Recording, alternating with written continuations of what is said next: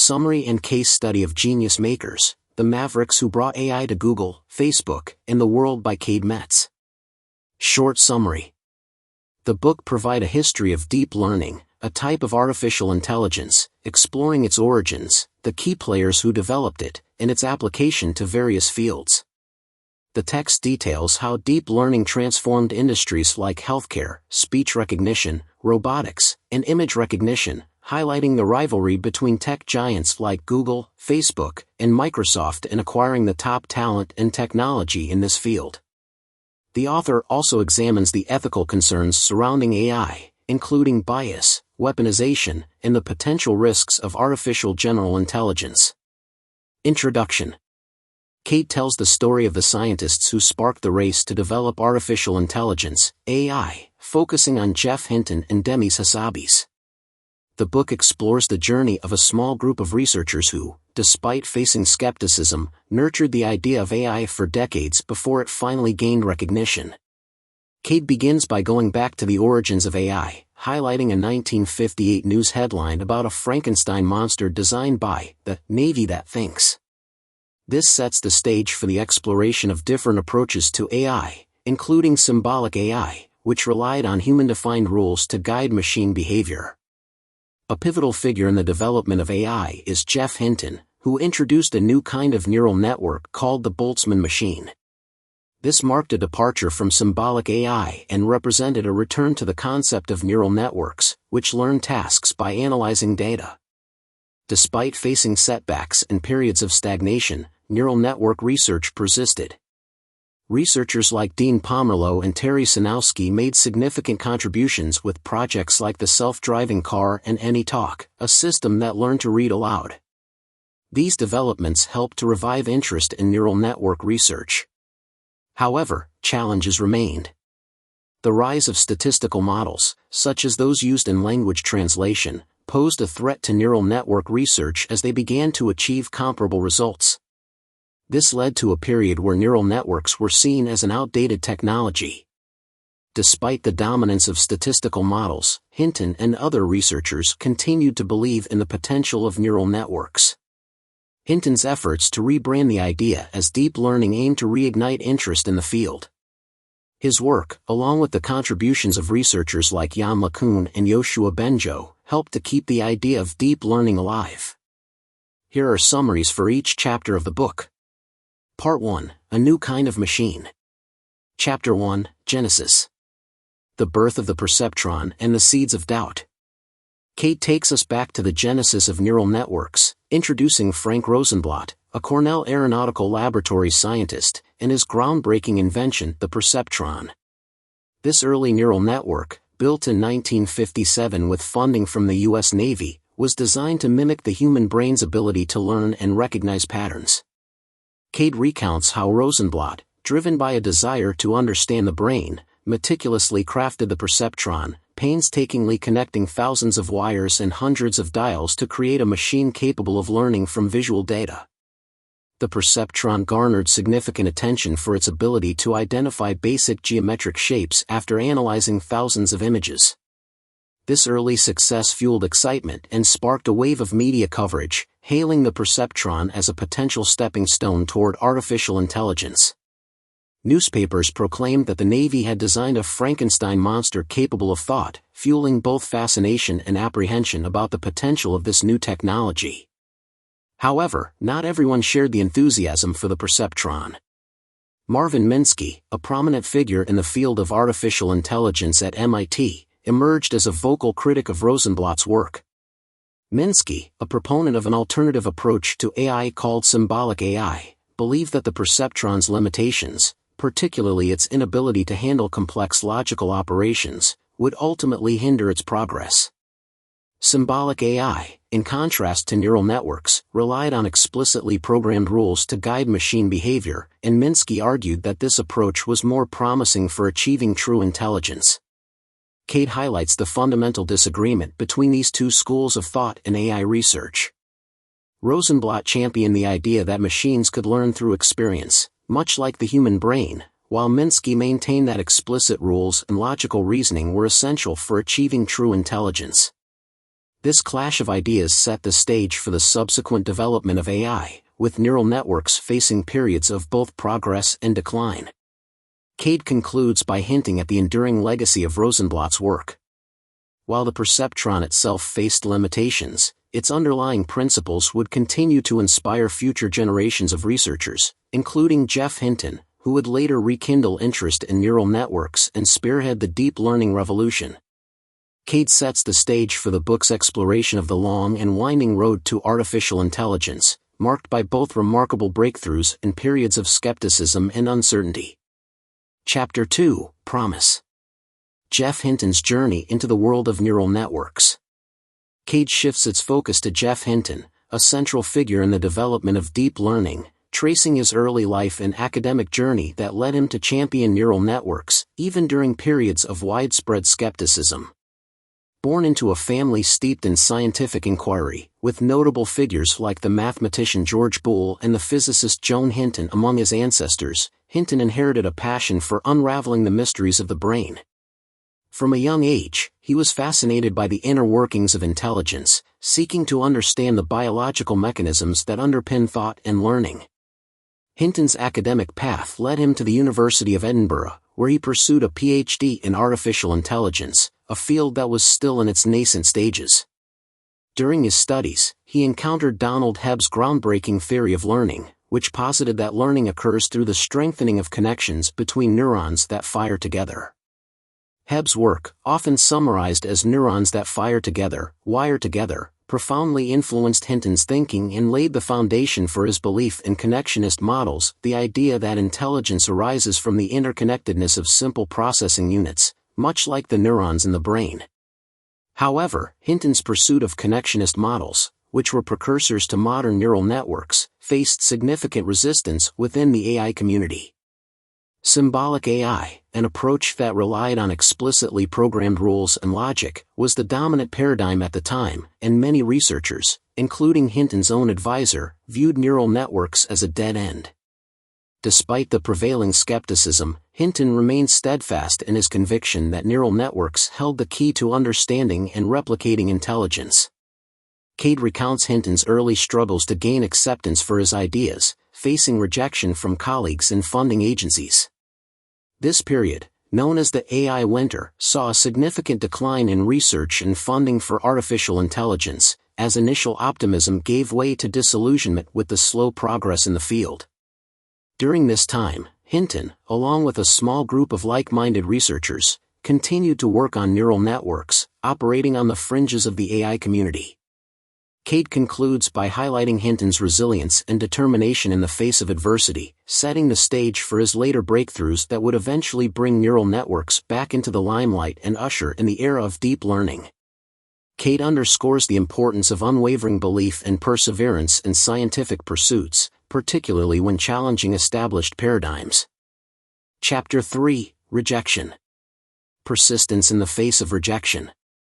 Cade chronicles the period of rejection and relative obscurity that neural network research, and particularly Yann LeCun's work, faced during the 1990s and early 2000s.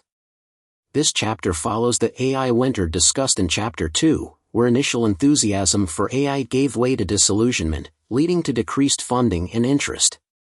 Despite the prevailing skepticism towards neural networks, LeCun, a French researcher who had joined Bell Labs after completing his PhD, continued to push the boundaries of this technology. One of his key contributions was the development of convolutional neural networks, a specialized type of neural network designed specifically for analyzing visual data. Inspired by the structure of the visual cortex in the brain, LeCun's convolutional networks incorporated a hierarchical approach to image processing, extracting increasingly complex features from the image as data moved through multiple layers. This approach proved to be remarkably effective for tasks like handwriting recognition. In fact, a system based on LeCun's work was eventually used by banks to process checks, reading millions of handwritten digits daily. However, acceptance of neural networks remained limited, and LeCun's work, despite its practical applications, failed to garner widespread recognition within the broader AI community. researchers continued to favor symbolic AI approaches, seeing neural networks as a less rigorous and less promising path towards achieving true intelligence. Even at NIPS, a conference dedicated to neural networks, Hinton's work was rejected because the organizers felt accepting 2 neural network papers in the same year was excessive. The stigma surrounding neural networks was so strong that researchers often resorted to using different terminology to describe their work when submitting papers to conferences and journals. Phrases like function approximation and nonlinear regression replaced neural network in an attempt to increase the chances of publication. LeCun even dropped the word neural from the name of his convolutional neural networks. LeCun's strong advocacy for neural networks, despite the prevailing skepticism, led to clashes with the AI establishment. He was often critical of the field's leaders, arguing that they failed to recognize the true potential of his work. This outspokenness was perceived by some as confidence and by others as insecurity stemming from a lack of recognition. Cade ends by highlighting Geoff Hinton's efforts to rebrand neural networks as deep learning. This clever move, emphasizing the multi-layered structure of these networks, aimed to reignite interest in an area that had fallen out of favor.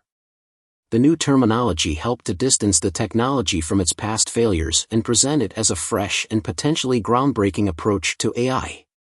Chapter 4, Breakthrough. The Dawn of Deep Learning.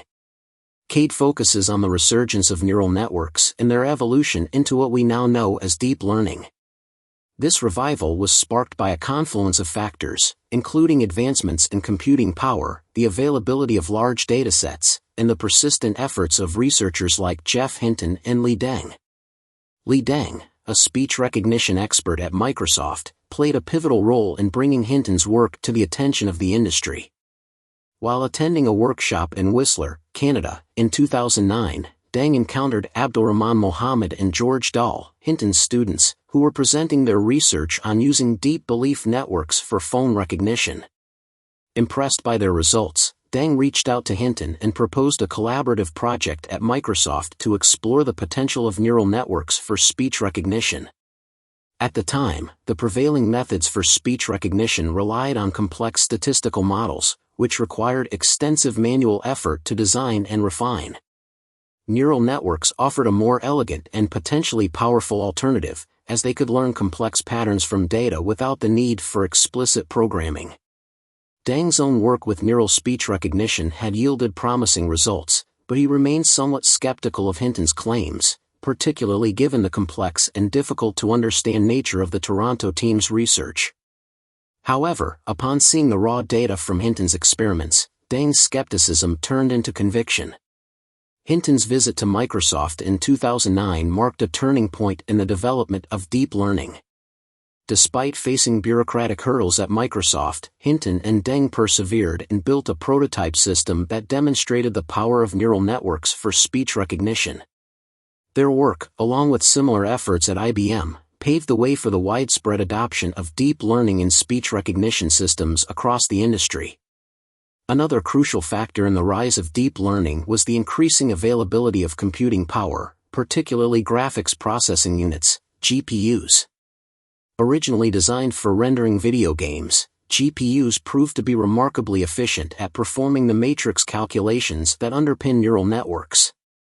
In 2005, 3 engineers discovered that GPUs could accelerate machine learning algorithms by a factor of 100.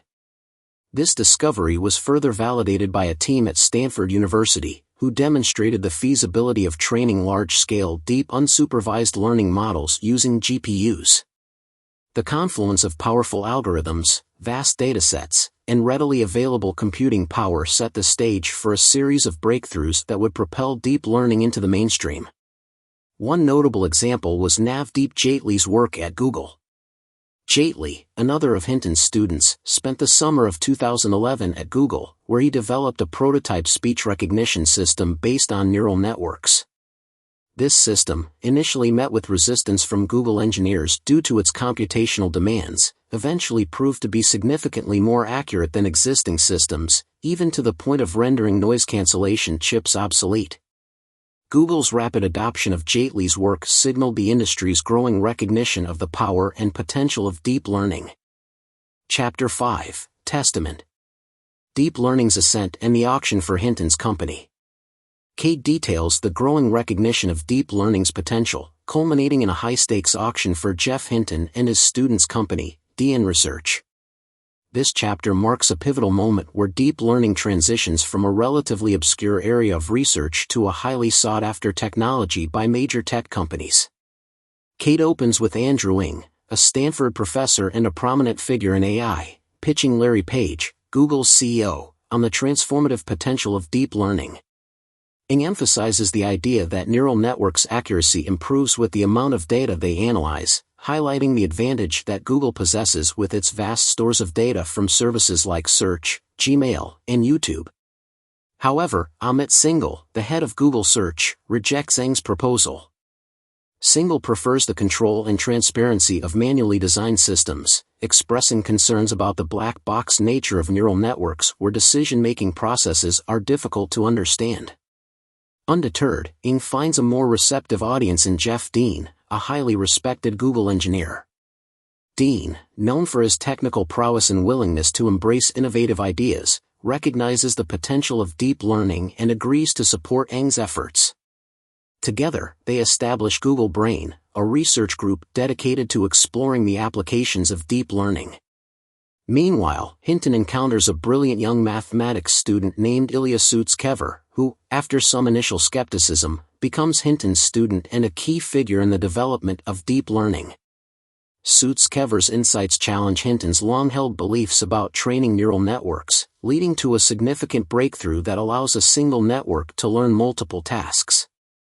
This breakthrough, coupled with the team's work on image recognition using a technique called AlexNet, fuels a surge of interest in deep learning, attracting the attention of major tech companies. Recognizing the rising value of their work, Hinton forms DN Research, a company consisting of himself and his two students, Sutskever and Alex Krashevsky. This sets the stage for a highly competitive auction, with tech giants Google, Microsoft, Baidu, and DeepMind vying to acquire the company and its deep learning expertise. The auction, conducted via email from Hinton's hotel room in Lake Tahoe, becomes a dramatic spectacle as the bidding price rapidly escalates. Cade captures the tension and excitement of the auction, highlighting the intense competition between tech companies eager to gain an edge in the emerging field of deep learning. Ultimately, Google wins the auction, acquiring DN Research for $44 million. This acquisition, along with other strategic hires, signals Google's ambition to become the leader in deep learning. Cade concludes by noting that Google's victory marks the beginning of a global arms race for AI talent, with other tech companies like Facebook and Baidu scrambling to catch up. The auction for Hinton's company represents a watershed moment, marking deep learning's arrival as a transformative technology with significant commercial potential. Chapter 6: Ambition. The expansion of deep learning and the formation of FAIR. Cade focuses on the rapid expansion of deep learning research and development following Google's acquisition of Hinton's company. This expansion was characterized by a fierce competition for talent, with major tech companies vying to build their own AI labs and attract the leading minds in the field. Alan Eustace, Google's head of engineering, was tasked with securing top deep learning researchers, aiming to establish Google as the dominant force in the field. Eustace had already played a key role in acquiring DN Research, and he now set his sights on DeepMind, a London-based AI startup founded by Demis Hassabis, Shane Legg, and Mustafa Suleyman. DeepMind, with its focus on building artificial general intelligence, AGI, a hypothetical type of AI that could perform any intellectual task that a human being can, represented a significant opportunity for Google to expand its AI capabilities. Hassabis, a former chess prodigy, video game designer, and neuroscientist, possessed a unique combination of skills and experiences that made him a compelling figure in the AI world. His ambition to build AGI, while seen as audacious by some, aligned with Google's own aspirations for pushing the boundaries of AI. DeepMind's approach to AGI was deeply rooted in neuroscience, drawing inspiration from the structure and function of the human brain. This biological approach, as Hassabis termed it, emphasized the importance of understanding the algorithms and representations used by the brain to solve problems. To achieve AGI, DeepMind adopted a strategy of developing systems that could learn to play games, starting with classic Atari games like Breakout and Space Invaders. To attract investment, Hassabis and Legg presented their vision for AGI at the Singularity Summit, a conference dedicated to exploring the potential of rapidly advancing technologies. They caught the attention of Peter Thiel, a prominent venture capitalist known for his unconventional investments. Thiel, intrigued by DeepMind's ambitious goals and their neuroscience-inspired approach, became one of their early investors. Google recognized the potential of DeepMind's work and its alignment with their own AI ambitions. In December 2013, shortly after acquiring DN Research, Eustace flew to London to negotiate the acquisition of DeepMind. The acquisition, valued at £400 million, brought DeepMind's expertise in AGI and reinforcement learning into the Google fold, further solidifying Google's position as a leader in AI. Simultaneously, Facebook was making its own move in the AI arena. In late 2013, Mark Zuckerberg, Facebook's CEO, personally contacted Clement Farabet, a deep learning researcher at NYU, and invited him to a meeting in Lake Tahoe. At this meeting, Zuckerberg revealed his interest in deep learning and his ambition to build a world-class AI lab at Facebook. He also introduced Farabet to Yann LeCun, a prominent deep learning researcher who had joined Facebook a few weeks earlier to lead their new AI efforts. Facebook's aggressive recruitment efforts, spearheaded by LeCun, aimed to rival Google's dominance in AI. Facebook's new AI lab, dubbed FAIR, quickly became a major center for deep learning research, attracting top talent from academia and industry. Cade highlights the rapid growth and increasing competitiveness of the AI landscape as major tech companies invest heavily in deep learning research and development. The acquisition of DeepMind by Google and the formation of FAIR at Facebook represent significant milestones in this evolution, setting the stage for an intense rivalry between these tech giants in the quest for AI supremacy. Part 2: Who owns intelligence? Chapter 7: Rivalry. The deep learning arms race intensifies. Cade portrays the escalating competition in the field of deep learning, as tech giants like Google, Facebook, and Microsoft vie for talent and technological breakthroughs. It illustrates how the acquisition of deep learning expertise becomes a strategic imperative for these companies, driving a global arms race for AI dominance. Cade begins with Clement Farabet, a deep learning researcher at NYU, receiving an unexpected phone call from Mark Zuckerberg, Facebook's CEO. Zuckerberg, recognizing the transformative potential of deep learning, expresses his keen interest in Farabet's work and invites him to a meeting in Lake Tahoe. Upon arriving at the meeting, Farabet is surprised to find Yann LeCun, a leading figure in deep learning and the newly appointed head of Facebook's AI lab, FAIR, present in Zuckerberg's suite. This encounter underscores Facebook's aggressive pursuit of top AI talent. During a private party at the conference, Facebook formally announces the establishment of FAIR in Manhattan, signifying its commitment to competing with Google in the burgeoning field of deep learning. This move further intensifies the competition for talent, as tech companies recognize the crucial role of deep learning researchers in shaping the future of AI. Meanwhile, at Google, Ilya Sutskever, a rising star in deep learning, presents a bold vision for the future of machine translation, claiming that deep learning will eventually achieve success that is guaranteed in this domain. This audacious claim, while met with skepticism by some, reflects the growing confidence and ambition within Google Brain, fueled by their recent successes in applying deep learning to various tasks. Cade then shifts focus to DeepMind, the London-based AI startup acquired by Google. Despite operating with significant autonomy within Google, DeepMind faces internal pressure to demonstrate the practical value of its research, particularly in areas like reducing energy consumption in Google's massive data centers. This pressure highlights the tension between pursuing fundamental research and delivering tangible commercial benefits, a tension that becomes increasingly pronounced as the deep learning arms race heats up. The competition between tech giants extends beyond talent acquisition to encompass the open sourcing of tools and technologies. Facebook, in a strategic move, releases the designs for its custom servers and data centers, aiming to foster collaboration and accelerate innovation in the field. This move, while seemingly altruistic, also serves to promote Facebook's technological prowess and attract talented engineers to the company. Google counters this move by open-sourcing TensorFlow, its own deep learning software framework, further fueling the open-source movement in AI and democratizing access to powerful deep learning tools. Cade also underscores the financial resources being poured into deep learning research.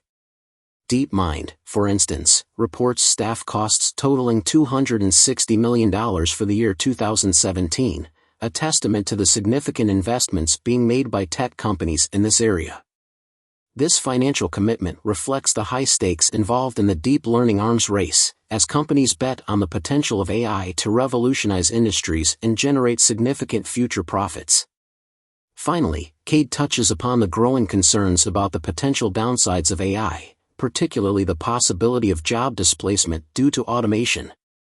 While deep learning promises to automate a wide range of tasks, it also raises questions about the future of work and the potential societal impact of widespread automation. These concerns, while not yet fully addressed, underscore the complex ethical and social implications of the deep learning revolution.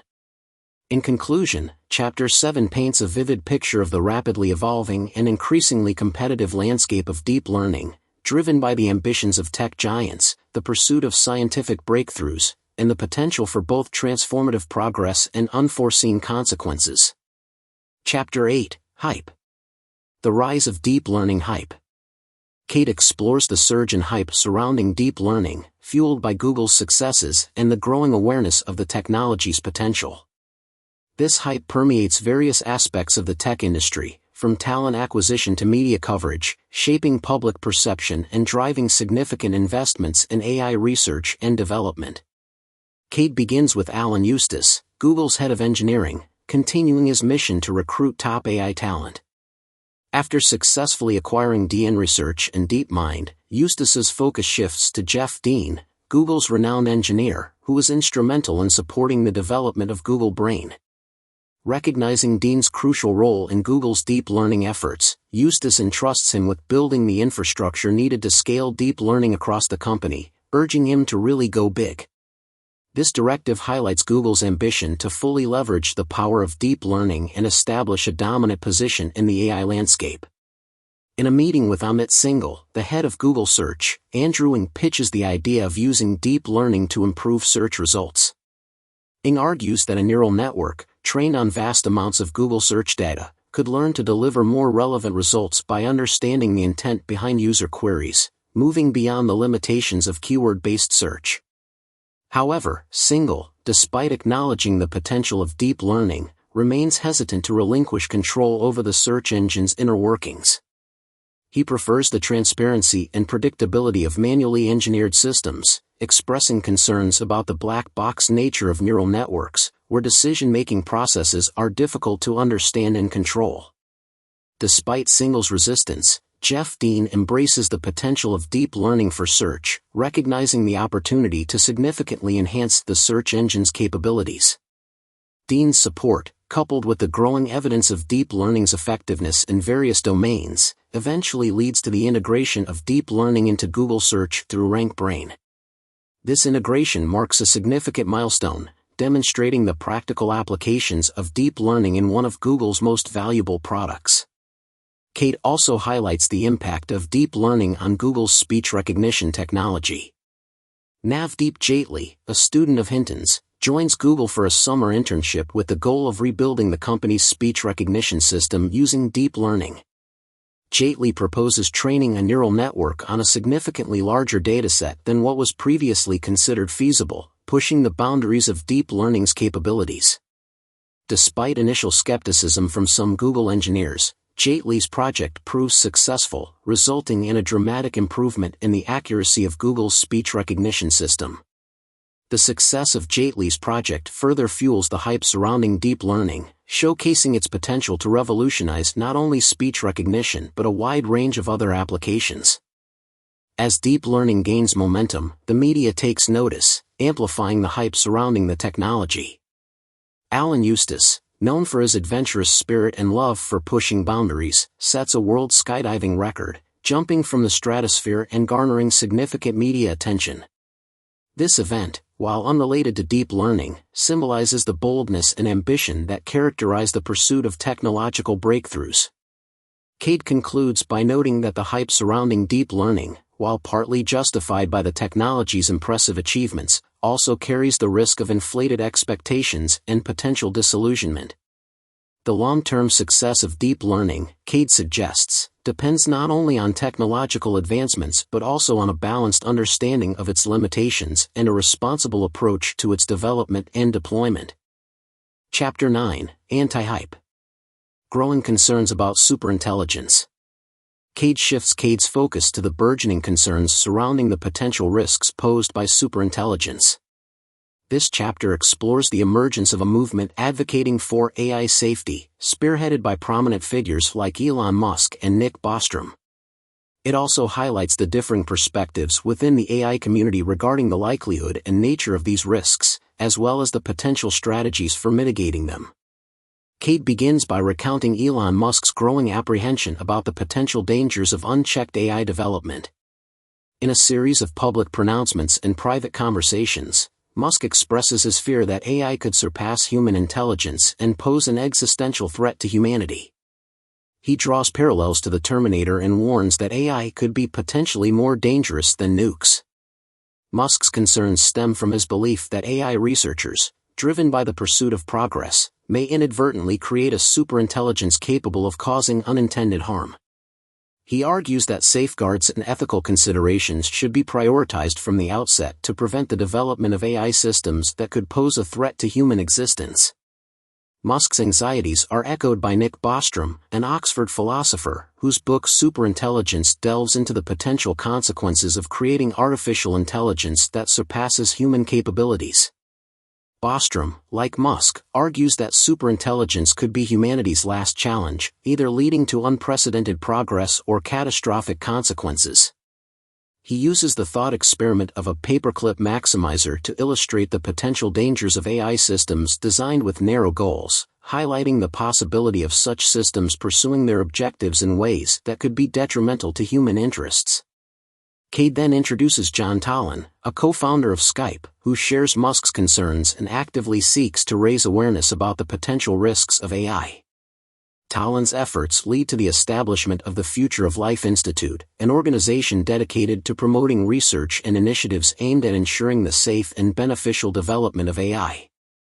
The institute organizes a conference in Puerto Rico, bringing together leading AI researchers, including figures from Google Brain and DeepMind, to discuss the potential risks and mitigation strategies for superintelligence. During the conference, Elon Musk pledges $10 million to fund research on AI safety, signaling his commitment to addressing this issue. The conference attendees also draft an open letter outlining their shared belief in the importance of researching AI safety, advocating for the development of robust and beneficial AI systems. The letter, while acknowledging the transformative potential of AI, underscores the need for careful consideration of the potential risks and the development of safeguards to prevent unintended consequences. However, not everyone within the AI community shares the same level of concern about superintelligence. Larry Page, Google's co-founder, adopts a more optimistic stance, arguing that AI, if developed responsibly, has the potential to greatly benefit humanity. He expresses concern that excessive fear-mongering about AI could hinder progress and prevent the realization of its positive potential. Cade concludes by introducing Greg Brockman, a young entrepreneur who shares Musk's vision for developing safe and beneficial AI. Brockman, after leaving his position as CTO of Stripe, embarks on a mission to create an independent research lab dedicated to advancing AI in a safe and open manner. This endeavor eventually leads to the founding of OpenAI, an organization that aims to democratize access to AI technology and promote research on AI safety. The emergence of OpenAI reflects the growing awareness within the tech industry of the need for responsible AI development and the importance of addressing the potential risks associated with superintelligence. Chapter 10, Explosion. Global competition and the rise of deep learning. Cade focuses on the emergence of a global competition for AI talent and resources, sparked by the growing recognition of deep learning's potential. This chapter illustrates how the tech industry's competitive landscape transformed as companies like Google, Microsoft, Baidu, and DeepMind race to acquire top researchers, invest in cutting-edge hardware, and establish dominance in the burgeoning field of AI. Following the successful acquisition of Hinton's startup DN Research by Google, other tech giants began to realize the strategic importance of deep learning. Microsoft, initially hesitant to invest in neural networks, recognized the need to catch up and entered the bidding war for Hinton's expertise. Although Microsoft ultimately lost the auction, the experience served as a wake-up call, highlighting the intensifying competition for AI talent. This newfound urgency is exemplified by Li Deng, a Microsoft researcher who had a long-standing relationship with Hinton, feeling the pressure to respond to Google's aggressive moves in the AI domain. Cade goes on to describe how this competition extended beyond North America, with Baidu, the Chinese search engine giant, emerging as a major player in the deep learning race. Caillou, a Baidu researcher, played a pivotal role in bringing Hinton's work to the attention of Baidu's leadership, urging the company to acquire Hinton's expertise. Yu's efforts, coupled with Baidu's ambition to become a global leader in AI, fueled the company's aggressive pursuit of deep learning talent and resources. The competitive landscape is further illustrated through the experiences of Hinton's students, who found themselves in high demand as the architects of deep learning's resurgence. George Dahl, one of Hinton's students, recounts his time working at Microsoft, where he and a colleague faced bureaucratic hurdles and resistance to investing in the necessary hardware for deep learning research. Dahl's experience highlights the challenges faced by researchers within large organizations attempting to navigate established practices and convince leadership of the value of new approaches. Navdeep Jaitley, another of Hinton's students, interned at Google, where he encountered a different set of challenges. While Google was more receptive to deep learning research, Jaitley faced skepticism about his proposal to train a neural network on a massive dataset for speech recognition. Jaitley's persistence, however, paid off, resulting in significant improvements in Google's speech technology and further solidifying the company's position as a leader in deep learning. Cade also touches upon the role of academic conferences like NIPS, Neural Information Processing Systems, in fostering the exchange of ideas and showcasing the latest advancements in AI research. These conferences became battlegrounds for talent acquisition, with companies vying to recruit promising researchers and demonstrate their commitment to the field. As deep learning's potential became increasingly apparent, Cade emphasizes the importance of access to data and computing power. Companies like Google, with their vast troves of data and substantial computing resources, enjoyed a significant advantage in the race to develop and deploy deep learning systems. This advantage underscored the growing influence of large tech companies in shaping the trajectory of AI research and development. Cade concludes by highlighting the growing awareness of the ethical implications of AI, particularly the potential for bias and misuse. Timnit Gebru, a researcher at Stanford, raised concerns about the lack of diversity within the AI community, pointing to the potential for biased algorithms that could perpetuate societal inequalities. Gebru's observations foreshadowed the growing debate about the societal impact of AI and the need for responsible development and deployment of these technologies. Overall, Chapter 10 of Genius Makers paints a vivid picture of a pivotal moment in the history of AI, marked by a global competition for talent, resources, and dominance in the rapidly evolving field of deep learning. Cade captures the excitement and optimism surrounding this technological revolution while also acknowledging the emerging concerns about its potential risks and the need for ethical considerations in its development and application. Chapter 11, Expansion. Expanding deep learning applications, from drug discovery to healthcare. Cade illustrates the broadening applications of deep learning, extending its reach beyond the realms of speech recognition and computer vision into diverse fields such as drug discovery and healthcare. Cade showcases the adaptability of neural networks, emphasizing their potential to revolutionize scientific research and improve healthcare outcomes. Cade begins by describing George Dahl's unexpected foray into the world of drug discovery. While on a train journey, Dahl, a student in Hinton's lab, decides to test a neural network on a dataset from a drug discovery competition hosted by the pharmaceutical company Merck. To his surprise, Dahl's simple neural network achieves impressive results, ranking among the top contenders in the competition. This experience piques Hinton's interest, who, eager to demonstrate the wide-ranging applicability of neural networks, encourages Dahl to focus his efforts on winning the competition. Dahl, with the assistance of his fellow researchers, refines his neural network, ultimately securing victory in the Merck competition. This victory serves as a testament to the power and adaptability of deep learning, highlighting its potential to accelerate scientific discovery and potentially lead to the development of new life-saving drugs.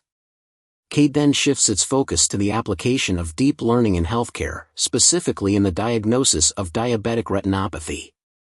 Cade centers around the work of Lily Peng, a researcher at Google, who leads a team developing a deep learning system for detecting signs of diabetic retinopathy from retinal scans. Peng's team collaborates with the Aravind Eye Hospital in India, leveraging their extensive database of retinal images to train their neural network. The goal is to create a system that can accurately identify signs of the disease, potentially enabling earlier diagnosis and treatment, particularly in regions with limited access to healthcare professionals. While Cade highlights the promising potential of deep learning in healthcare, it also acknowledges the skepticism and resistance from some within the medical community. Siddhartha Mukherjee, a physician and author, cautions against overstating the capabilities of AI in medicine, arguing that while neural networks can be valuable tools, they are not a replacement for human judgment and expertise. Mukherjee emphasizes the need for careful integration of AI into healthcare practices, ensuring that these technologies complement and enhance, rather than replace, the role of healthcare professionals. Cade then returns to the internal dynamics within Microsoft, exploring the ongoing debate surrounding the adoption of deep learning. Li Deng, who had previously championed deep learning research at Microsoft, encounters resistance from Paul Viola, a prominent computer vision researcher skeptical of neural networks' capabilities. Viola, referencing Marvin Minsky's seminal work Perceptrons, argues that neural networks are fundamentally flawed and will never achieve the level of intelligence promised by their proponents. Despite Viola's skepticism, Qi Lu, a high-ranking executive at Microsoft, recognizes the transformative potential of deep learning and advocates for its integration into the company's products and services. Lu's vision for Microsoft involves embracing the power of deep learning to enhance search capabilities, improve natural language processing, and develop more sophisticated AI systems. His understanding of deep learning, coupled with his executive authority, paves the way for Microsoft's eventual adoption of this technology. Cade concludes by highlighting the growing global competition in the AI landscape, particularly between U.S. tech giants and their Chinese counterparts. Baidu, driven by its ambition to become a global leader in AI, establishes a research lab in Silicon Valley, aiming to attract top talent from North America. This move reflects the increasing recognition of AI's strategic importance and the fierce competition for expertise and resources in this burgeoning field. Cade underscores the transformative potential of deep learning, its ability to revolutionize various industries, and the intensifying global race to harness its power. Chapter 12, Dreamland. A shift in power dynamics and the rise of China. Cade describes a significant shift in the tech industry's power dynamics as deep learning reshapes the competitive landscape. Cade explores Microsoft's struggles to adapt to the changing technological landscape and highlights China's emergence as a formidable force in the global AI race. Cade begins by examining Microsoft's costly missteps, particularly its ill-fated acquisition of Nokia for $7.6 billion. This acquisition, intended to bolster Microsoft's presence in the mobile phone market, ultimately failed to deliver the desired results, reflecting the company's slowness in adapting to the rise of mobile computing and cloud-based services. Despite recognizing the potential of deep learning through early research collaborations with Hinton and his students, Microsoft struggled to fully integrate this technology into its product offerings, lagging behind competitors like Google and Facebook. Cade then highlights Qi Lu's vision for transforming Microsoft into an AI powerhouse. Lu, a high-ranking executive known for his technical acumen and strategic thinking, recognized the transformative potential of deep learning and advocated for its integration across the company's products and services. He believed that deep learning was a fundamental shift in computing, a new substrate for computation, and saw it as key to enhancing search capabilities, improving natural language processing, and developing more sophisticated AI systems. However, Liu faced internal resistance from those skeptical of neural networks, notably Paul Viola, a prominent computer vision researcher at Microsoft. Cade then shifts to China's growing influence in the AI landscape. Baidu, the Chinese search engine giant, emerges as a formidable competitor, driven by its ambition to become a global leader in AI. Cade recounts how Caillou, a Baidu researcher, played a crucial role in bringing Hinton's work to the attention of Baidu's leadership, ultimately leading to their aggressive bid for Hinton's startup, DN Research. This event marked a turning point in the global AI race, signaling China's intention to compete head-to-head with U.S. tech giants in this rapidly evolving field. Qi Lu, recognizing China's potential to become a leader in AI, predicts that the country would be at the forefront of advancements in areas like driverless cars and cancer research, fueled by its access to vast amounts of data. Cade also touches upon the challenges of building an AI research culture within large organizations. Li Deng, a researcher at Microsoft, faces an uphill battle in convincing his colleagues of the value of deep learning. During a presentation, Paul Viola, armed with Marvin Minsky's book Perceptrons, challenges the validity of neural networks, highlighting the persistent skepticism towards this approach within the research community. This anecdote underscores the importance of leadership buy-in and the need to overcome internal resistance when advocating for new and potentially disruptive technologies. Cade concludes by emphasizing the rapid pace of innovation in the AI field and the growing sense of urgency among tech companies to acquire talent and develop cutting-edge AI systems. Cade highlights the emergence of new research institutions, such as the Vector Institute in Toronto, backed by significant government funding, further fueling the global competition for AI supremacy. Part 3, Turmoil. Chapter 13, Deceit. The rise of GANs and escalating AI competition. Cade explores the emergence of generative adversarial networks, GANs, a groundbreaking advancement in deep learning, and the intensifying competition for AI talent and resources among tech giants. Cade underscores the growing influence of AI in shaping societal perceptions and the potential consequences of its rapid development. Cade centers around Ian Goodfellow, a young researcher at Google Brain, and his development of GANs. Goodfellow, while still grappling with the completion of his PhD thesis, conceptualizes GANs during a late-night discussion with friends at a Montreal bar. His idea, initially dismissed by his peers, involves pitting two neural networks against each other in a competitive process. One network, the generator, learns to create realistic data, while the other network, the discriminator, learns to distinguish between real and generated data. This adversarial process pushes both networks to improve, resulting in the generation of increasingly realistic and sophisticated data. Goodfellow's idea, though initially met with skepticism, proves to be a significant breakthrough. GANs quickly gain traction within the research community, sparking a wave of innovation in generating synthetic data, including images, text, and even music. Jan LeCun, a prominent deep learning researcher, hails GANs as the coolest idea in deep learning in the last 20 years, highlighting their potential to revolutionize various fields, from computer graphics to drug discovery. Cade also highlights the escalating competition for AI talent among tech giants. Mark Zuckerberg, recognizing the strategic importance of deep learning, personally courts Goodfellow, attempting to recruit him to Facebook. However, Goodfellow ultimately chooses to join Google Brain, a decision that reflects the intense rivalry between these tech giants in securing top AI talent.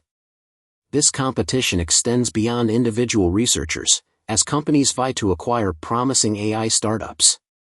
Twitter, for example, acquires Maluba, a deep learning startup, further intensifying the battle for AI expertise. Cade underscores the growing influence of AI on societal perceptions and the potential for manipulation and misuse. The emergence of GANs, capable of generating highly realistic synthetic data, raises concerns about the proliferation of deepfakes, fabricated images and videos that could be used to spread misinformation and sow discord. This potential for misuse highlights the need for ethical considerations and safeguards as AI technology advances. Furthermore, Cade touches upon the geopolitical implications of AI, particularly the rise of China as a major player in the global AI landscape. China's ambitious plans for AI development, coupled with its vast access to data, pose a challenge to the dominance of U.S. tech companies. This competition underscores the strategic importance of AI and its potential to reshape the global balance of power. Cade concludes by highlighting the need for diversity and inclusion in the AI research community. Timnit Gebru, a researcher at Microsoft, raises concerns about the lack of diversity in the field, arguing that the dominance of a particular demographic could lead to biased AI systems that perpetuate existing societal inequalities. Her concerns underscore the importance of fostering a more inclusive AI research community that reflects the diversity of the population it aims to serve. Chapter 14, Hubris. AI expansion in China. Cade describes the growing presence of AI in China, particularly through the lens of Google and DeepMind's efforts to showcase their AI capabilities in the country. Despite challenges, Cade emphasizes China's ambition to become a global AI leader and the strategic significance of this burgeoning market for technology companies. Cade begins by describing a grand setting, a conference center in Wuzhen, China, featuring a roof constructed with trillions of tiles. This venue hosts the World Internet Conference where Demis Hassabis, a co-founder of DeepMind, attempts to promote Google's AI advancements, particularly AlphaGo, to a Chinese audience. However, Hassabis faces a significant obstacle, a government-imposed media blackout prohibiting coverage of Google's presence at the event. The blackout stemmed from Google's withdrawal from China in 2010 following a cyber attack and the company's refusal to comply with the government's censorship demands. Despite this restriction, Hassabis delivers a speech at the conference, emphasizing the potential of AI to address global challenges, but carefully avoids mentioning the media blackout. Cade then shifts to the competitive landscape in China, specifically the emergence of Baidu as a major player in AI research. Caillou, who previously encouraged Baidu to invest in deep learning research, emphasizes the company's progress in simulating the human brain's functionality and intelligence. Baidu, recognizing the strategic importance of AI, establishes a research lab in Silicon Valley to attract talent and compete directly with U.S. tech giants. Cade also highlights Qi Lu's, a former Microsoft executive, insightful perspective on China's potential to become an AI leader. Lu believes that China's vast data resources and government support would propel the country to the forefront of AI advancements, particularly in areas like autonomous vehicles and cancer research. Cade then pivots back to Google and DeepMind's efforts to re-enter the Chinese market. Despite the media blackout surrounding Google's participation in the World Internet Conference, AlphaGo attracts significant attention in China, with millions of people having watched the AI's matches against top human Go players. The AI's success captures the imagination of the Chinese public, further fueling the country's interest in AI development. Fei Li, a Stanford professor who led the development of ImageNet, becomes a key figure in Google's efforts to establish a presence in China. Recognizing the importance of fostering AI talent in the country, Li spearheaded the creation of the Google AI China Center in Beijing, aiming to conduct fundamental AI research and collaborate with Chinese researchers.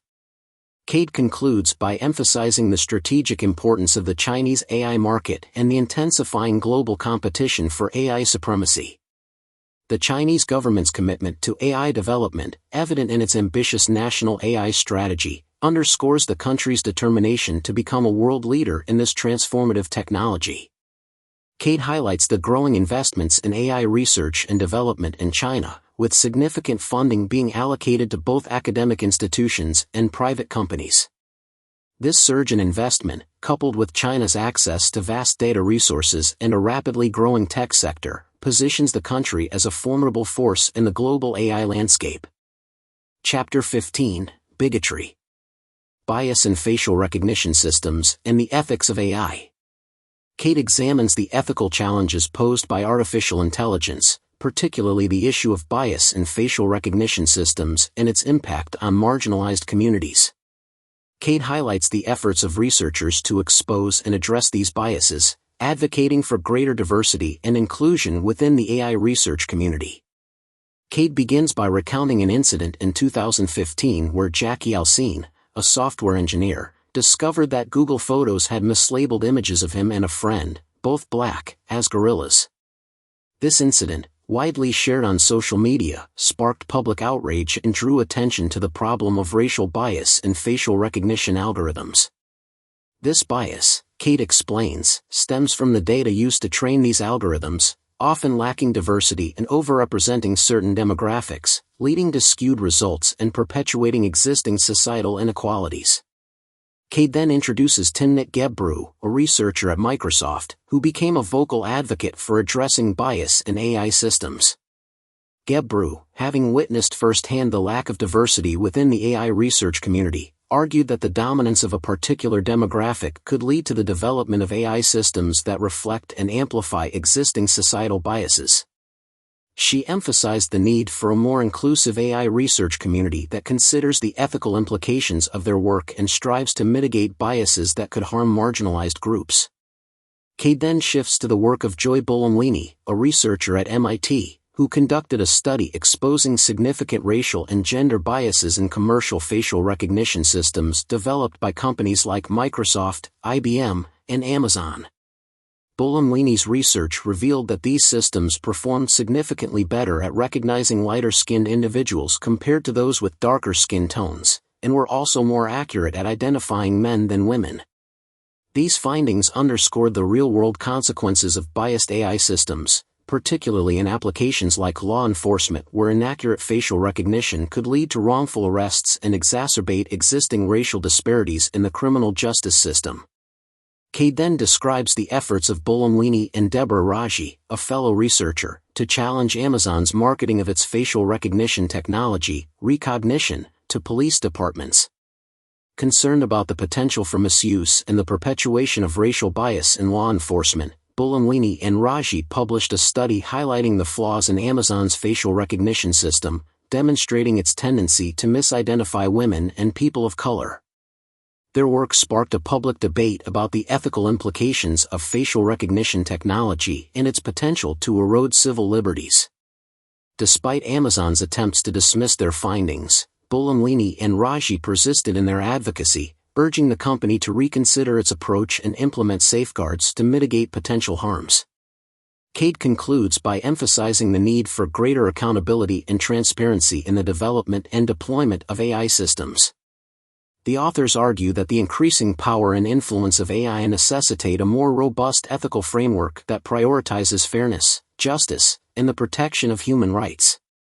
They call for a shift in the AI research culture that moves beyond a narrow focus on technical advancements to embrace a more holistic perspective that considers the broader societal impact of AI and its potential to either reinforce or challenge existing power structures and inequalities. Chapter 16, Apocalypse. DeepMind's pursuit of AGI and the ethical concerns surrounding superintelligence. Cade traces the trajectory of DeepMind, the London-based AI company acquired by Google, as it pursues the ambitious goal of artificial general intelligence, AGI. Cade contrasts DeepMind's approach to AI, grounded in neuroscience and a deep understanding of the human brain, with Google's more pragmatic, data-driven approach.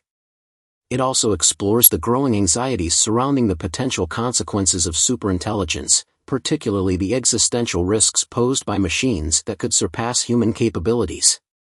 Cade begins by providing background on Demis Hassabis, a co-founder of DeepMind, and his fascination with both gaming and neuroscience. Cade highlights Hassabis' childhood as a chess prodigy and his later academic pursuits in cognitive neuroscience, culminating in a PhD that explored the intersection of memory and imagination in the human brain.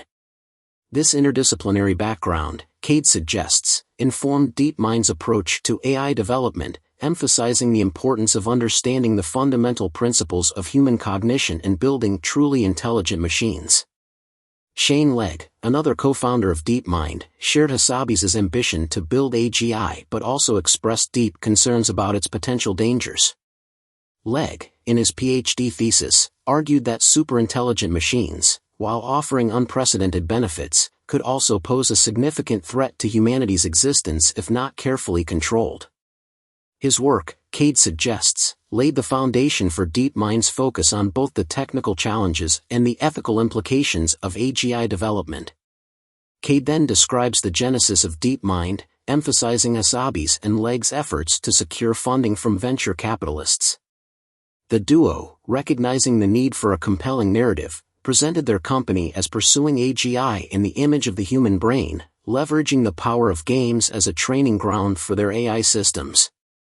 This approach resonated with Peter Thiel, a prominent venture capitalist, who provided seed funding for DeepMind. Thiel, known for his interest in transformative technologies, was drawn to DeepMind's ambitious goal and its focus on mimicking the human brain. Following its acquisition by Google, DeepMind faced the challenge of reconciling its pursuit of AGI with Google's more immediate commercial interests.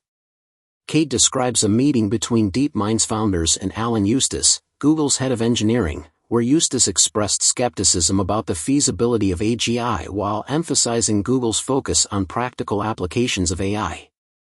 However, Eustace acknowledged the value of DeepMind's research and its potential to generate valuable insights even if AGI remained elusive.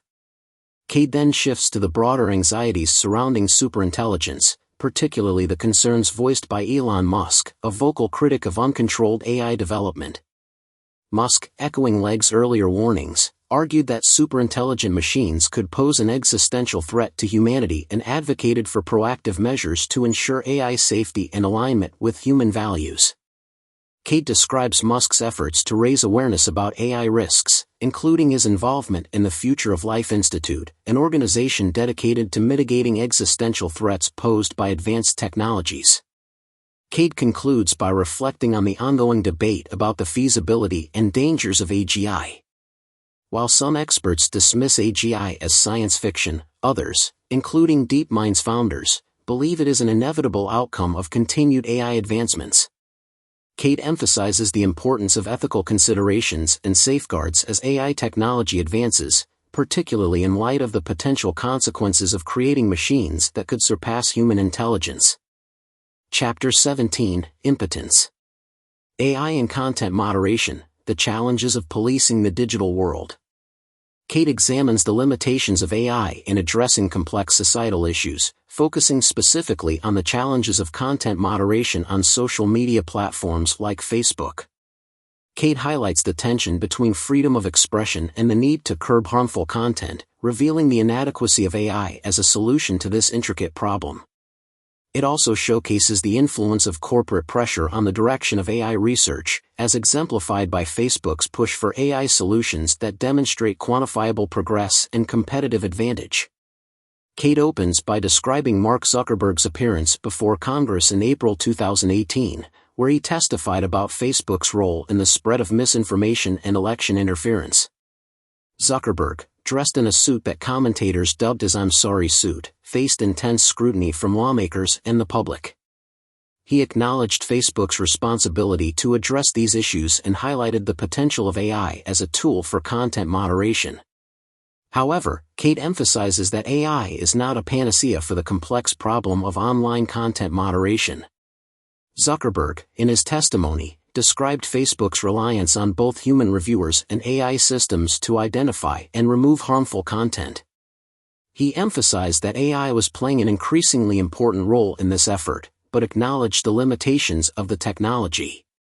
Cade underscores the inherent difficulties in defining and identifying harmful content, particularly issues like hate speech, which often involve subtle linguistic nuances and vary across cultural contexts.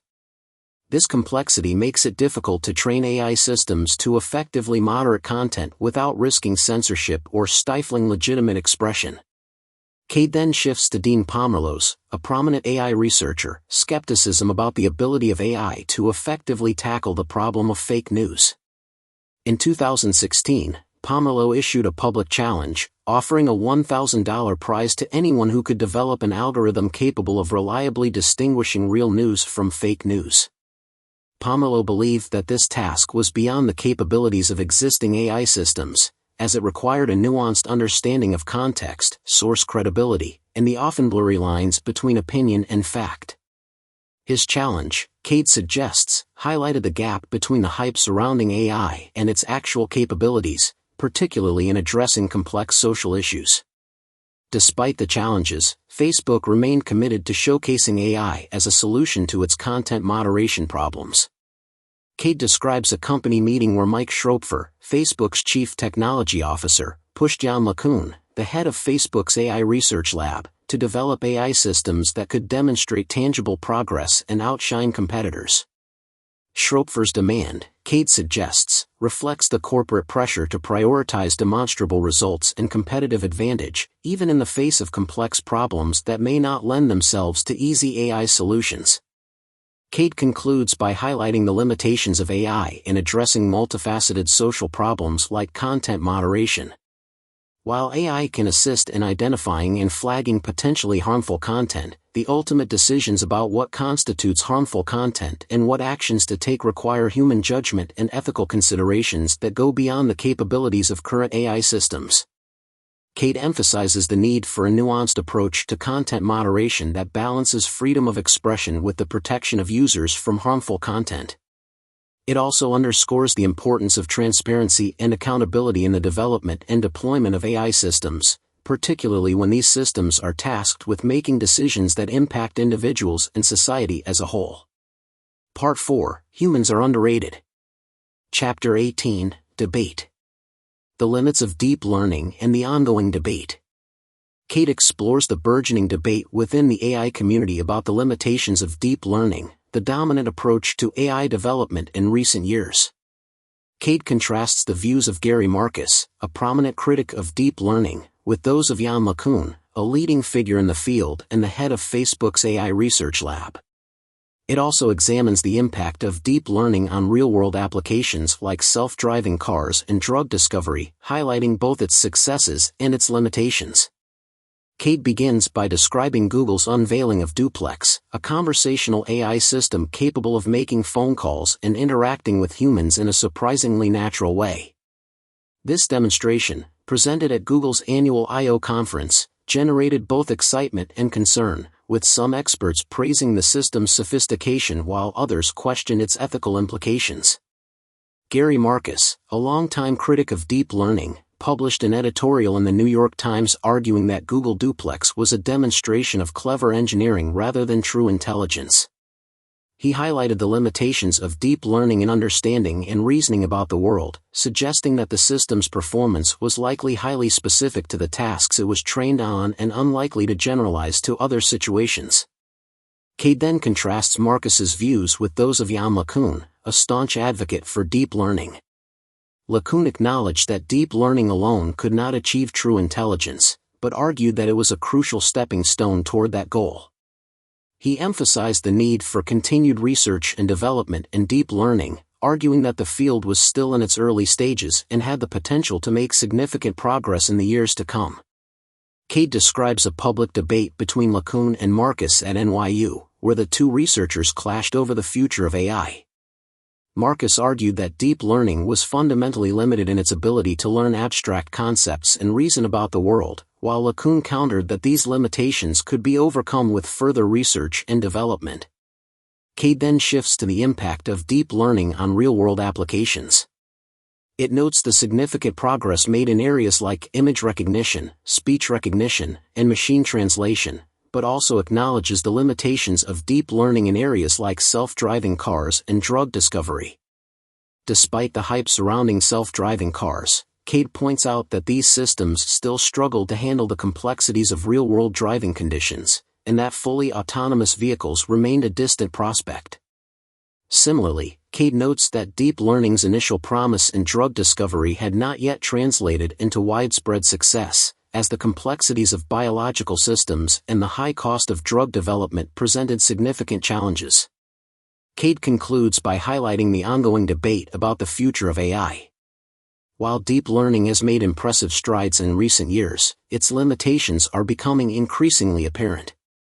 Cade suggests that a more nuanced approach is needed, one that combines the strengths of deep learning with other AI techniques and incorporates a deeper understanding of human cognition.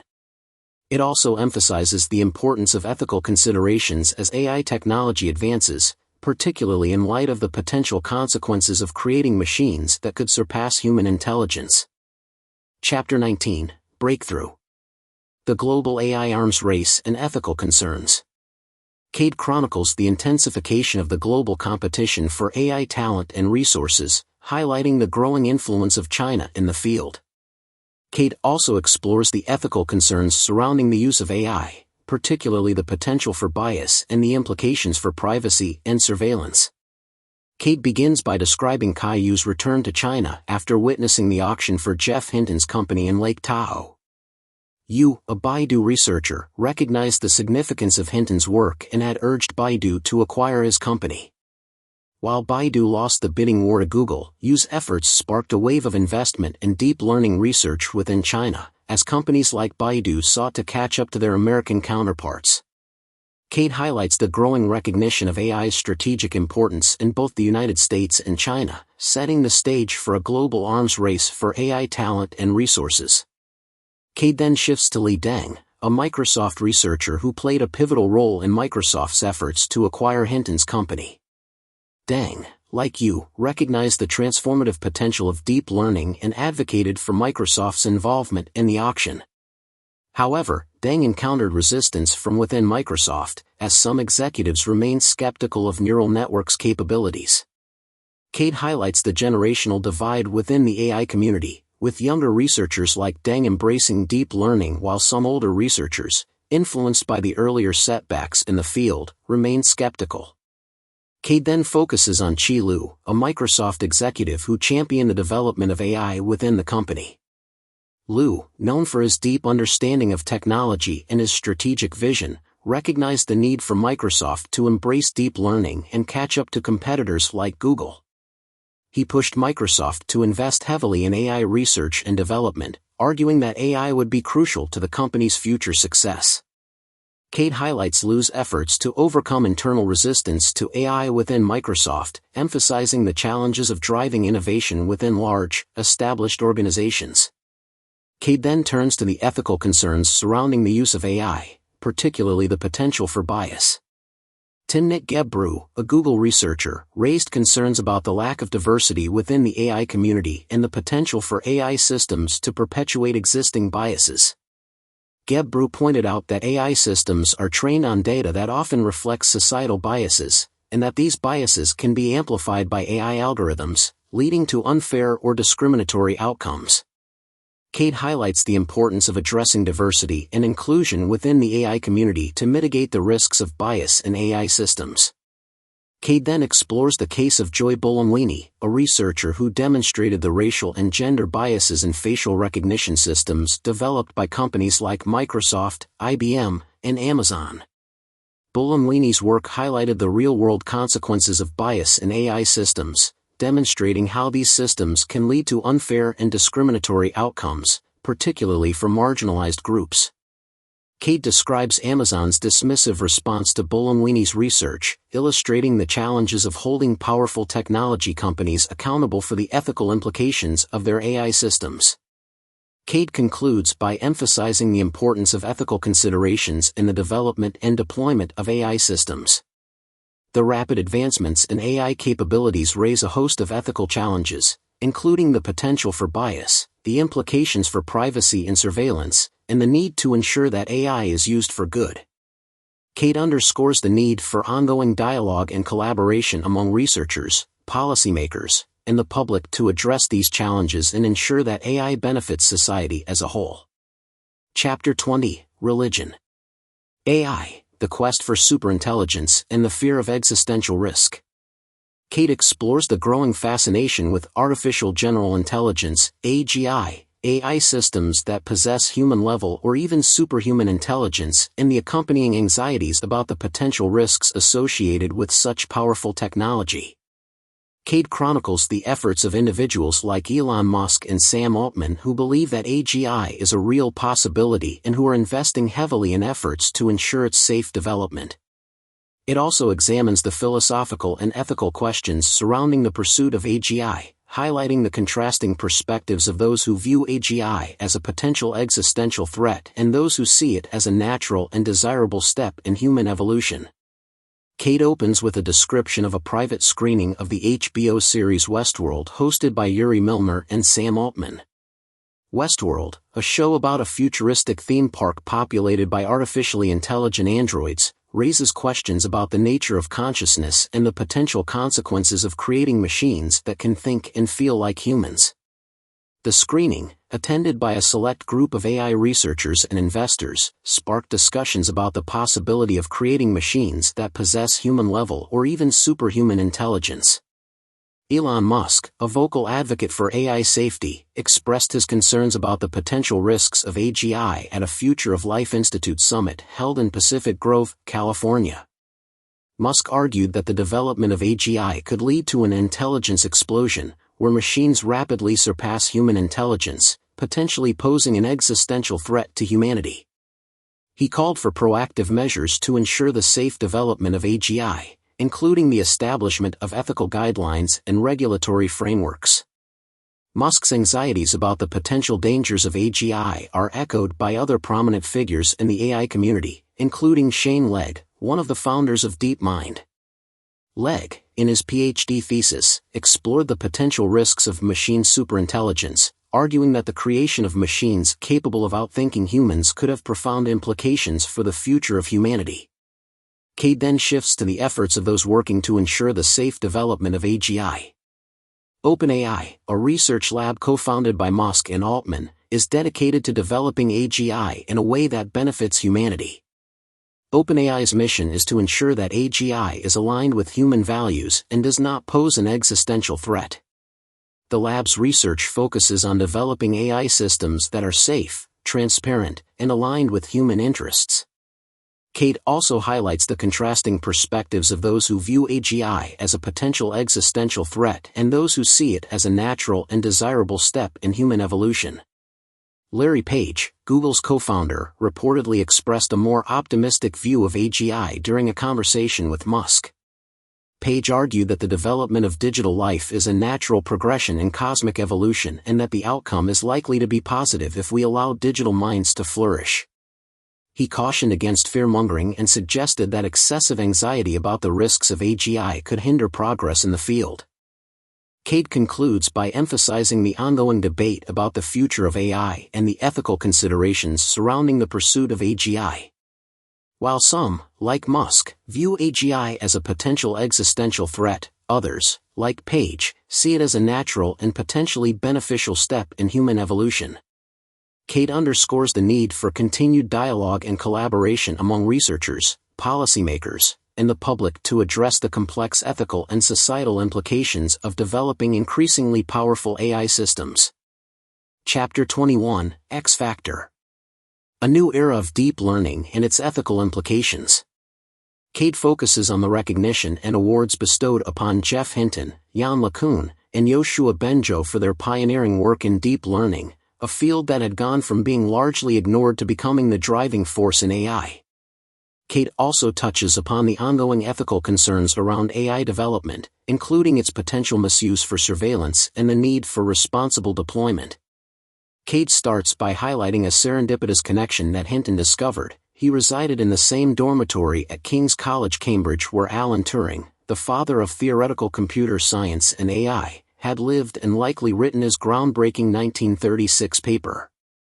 This coincidence served as a symbolic link between the early days of AI and the deep learning revolution that Hinton, LeCun, and Bengio spearheaded. Cade then moves to the announcement of the Turing Award, often referred to as the Nobel Prize of Computing, being awarded to the trio.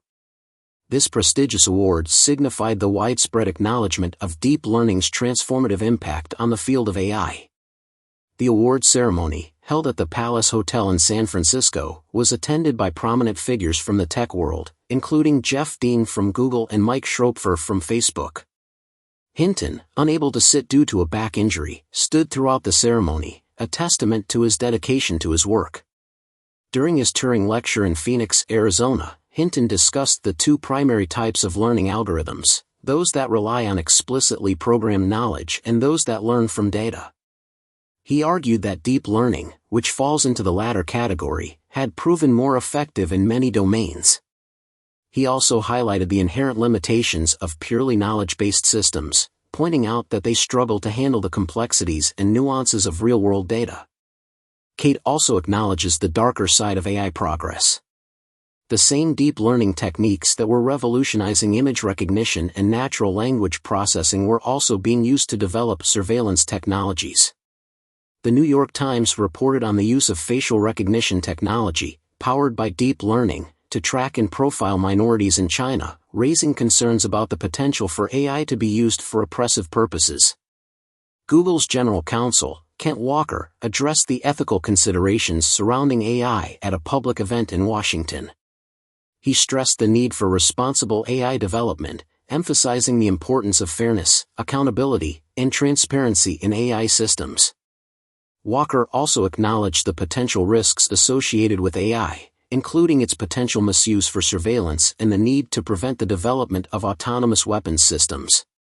Cade concludes by showcasing a video produced by the Association for Computing Machinery, ACM, to honor Hinton, LeCun, and Benjo. The video acknowledged the remarkable progress of AI while also emphasizing its limitations. LeCun, featured in the video, humorously pointed out that machines still have less common sense than a house cat, reminding viewers that true artificial intelligence remained a distant goal. The video concluded with Hinton's advice to aspiring researchers to trust their instincts and persevere even when their ideas are met with skepticism. He emphasized the importance of independent thinking and challenging conventional wisdom, highlighting the qualities that had allowed him and his collaborators to make groundbreaking contributions to the field of AI. Overall, Cade portrays a pivotal moment in the history of AI, the recognition of deep learning's transformative power and the growing awareness of its ethical implications. As AI continues to advance, the challenges and opportunities it presents will continue to shape the technological and societal landscape. Thank you for listening. I hope this content is useful to you. If you like this kind of content, please like, share, and subscribe to our channel to support our team.